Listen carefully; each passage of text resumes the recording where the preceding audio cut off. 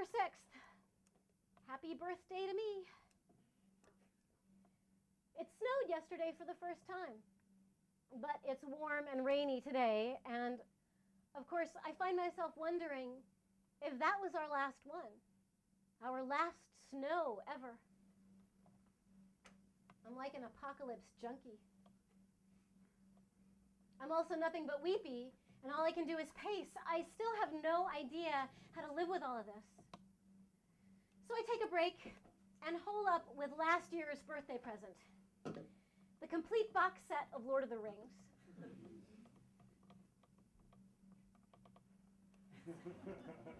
9 hours later, my coma of escapism is broken by a visit from my friend Katie, who's made me a present. It's a little booklet of things she's printed off the internet. And the cover says, "Hope, one by one." And inside she's written, "For your birthday, take a moment to imagine the hope that exists. That the work you do and the work that others are doing every day results in small miracles." And if it's your tendency to think of all of these things as drops in the bucket, remember that when the plumbing is leaking, even one drop at a time, and we put a bucket underneath to catch the drops, well then damn it all, don't we have to empty that bucket at least every day? So in that spirit, I offer you the enclosed good news, because you need it, and it's working, even one drop at a time.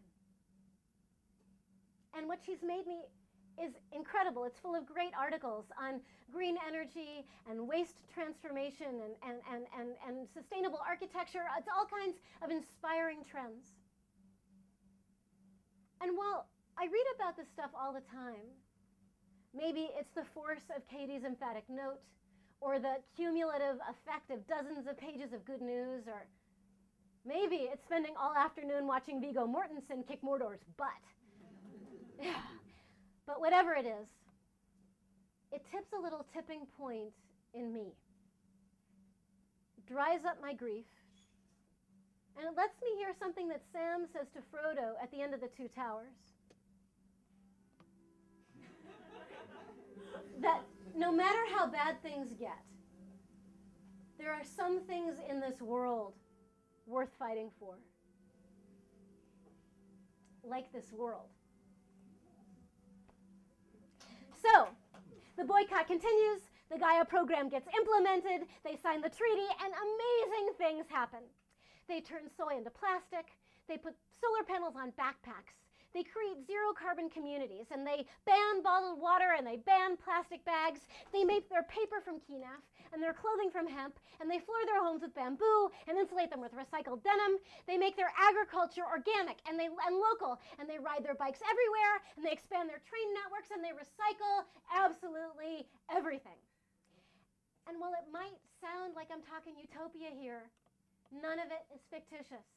It's all possible. In fact, it's all real. Everything they do, we have already done, at least to some degree. In fact, we even have solar-powered, hang on, vibrators.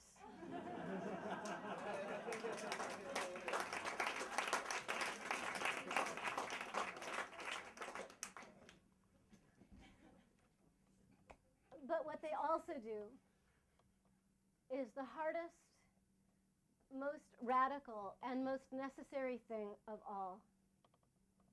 They figure out a way to live with less. Much less. Well, fewer possessions, but more purpose. They make a seismic modification of their values.